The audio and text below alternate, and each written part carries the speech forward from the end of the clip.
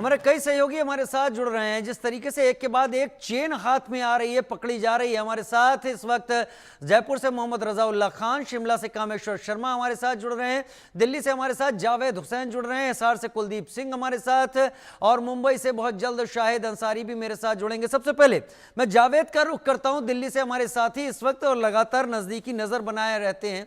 जावेद, कई एजेंसियां इस सीक्वेंस और इस चेन को तलाश कर रही हैं, एक के बाद एक नंबर बढ़ता जा रहा है। मुंबई में भी गिरफ्तारी हुई है, हिमाचल में भी गिरफ्तारी हुई है, इस तरीके से कई राज्यों से गिरफ्तारी हो चुकी है, राजस्थान से भी गिरफ्तारी हुई, जैसलमेर से पहले भी पठान खान की हो चुकी है।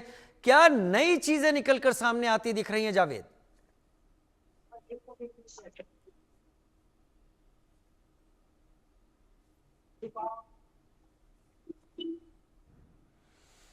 चलिए, जावेद से हमारा संपर्क टूट गया है। मैं मोहम्मद रजाउल्लाह का रुख करूंगा। मोहम्मद रजाउल्लाह, आप लगातार रिपोर्ट कर रहे हैं, जैसलमेर से पहले भी पकड़ा गया था शख्स, अब जैसलमेर से एक और शख्स को पकड़ा गया। ये चेन कितनी बड़ी होती दिख रही है, क्योंकि बड़ा बॉर्डर एरिया लगता है पाकिस्तान के साथ? बिल्कुल, देखिए, अगर जैसलमेर की बात की जाए तो जो राजस्थान की सबसे लंबी सीमा है 460 किलोमीटर की, वो राजस्थान की बॉर्डरी इलाके जैसलमेर के साथ लगती है, जहां पर हम लोगों ने देखा कि जो पाकिस्तान है उसने ड्रोन से हमले करने की कोशिश की थी, लेकिन उन तमाम जो हमले हैं उनको हमारी भारतीय सेना ने नेस्तो नाबूद कर दिया था। लेकिन जब हमारे देश के अंदर इस तरीके से जो जासूस छुपे हुए होते हैं, जिनको लेकर एक बड़ी कार्रवाई कर देखने को मिली है, जो सुरक्षा एजेंसियां हैं, जो इंटेलिजेंस ब्यूरो है, उन्होंने जैसलमेर प्रशासन को यह सूचना दी थी कि एक शकूर खान नाम का युवक है, मांगलीवास ढानी का वो रहने वाला है, उसको गिरफ्तार किया जाए।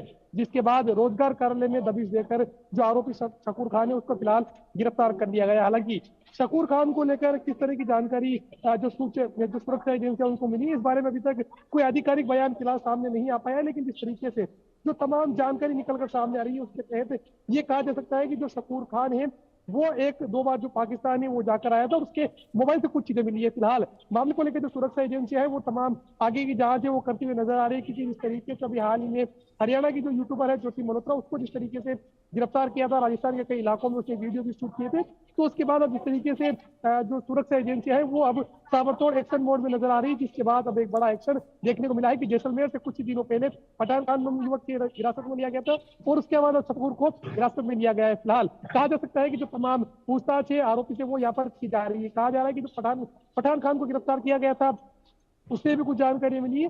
फिलहाल शकूर जो है वो सरकारी कर्मचारी बताया जा रहा है। मामले को लेकर जो जांच है वो अब सुरक्षा एजेंसियां कर रही है। जी ठीक है, शिमला से कामेश्वर भी मेरे साथ इस वक्त जुड़े हुए हैं। कामेश्वर, क्या जानकारी मिल रही है हिमाचल से इस पूरी चेन, जिसमें कि अब हिमाचल से भी एक शख्स को गिरफ्त में लेने की बात सामने आ रही है? जी, अगर देखा जाए जिस तरीके से जो पाकिस्तान के लिए जो जासूस करे युवक को फिलहाल अभी 5 दिन के पुलिस रिमांड पर भेजा गया है, और जांच के दौरान यह सामने आया कि खासकर जो अभिषेक ने, यानी कि 11 जून 2024 को भी अपने फेसबुक अकाउंट पर एक वीडियो शेयर किया था, जिसमें 2 पिस्टल और 3 यानी कि AK-47 राइफल और गोलियां की कतारें देख रही थी, और गोलियों को इस तरह सजाया गया था कि उस पर जो अभिषेक भारद्वाज लिखा नजर आ रहा था। और इस वीडियो को गंभीरता में लेते हुए जो पुलिस और जो खुफिया एजेंसी कई पहलुओं की जांच में जुट गई है, और खासकर जो गिरफ्तारी बुधवार सुबह करीब सुबह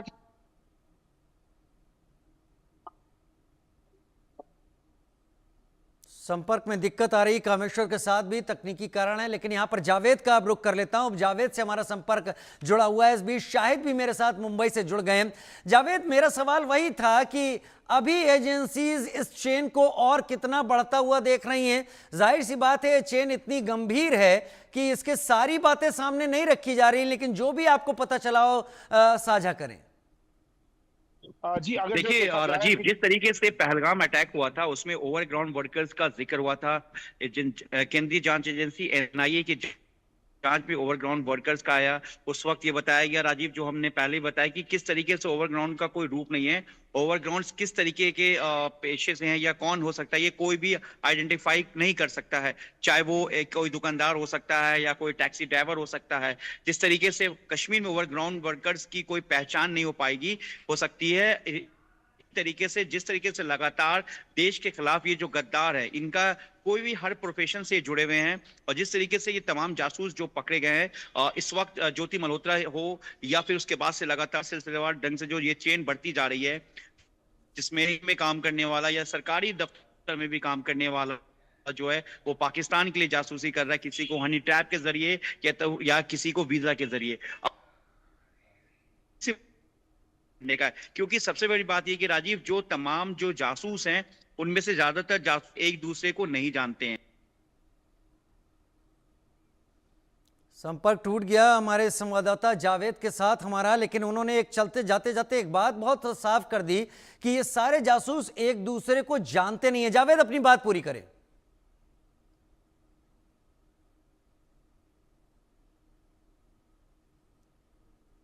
जावेद, बात पूरी करें अपनी।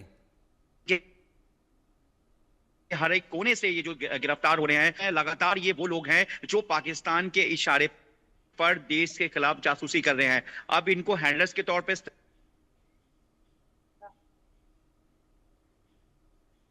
चलिए शाहिद का रुख कर लेते हैं, जावेद से हम फिर संपर्क कायम करेंगे। शाहिद, महाराष्ट्र एटीएस ने भी गिरफ्तारी की है, एक जानकारी क्या मिल पा रही है वहां पर इस नेटवर्क की? जी, महाराष्ट्र एटीएस ने जिस शख्स को गिरफ्तार किया है इसका नाम रविंद्र वर्मा है, और रविंद्र वर्मा को जो गिरफ्तार किया है तो उसके बाद से जो है इससे कई अहम खुलासे हुए हैं।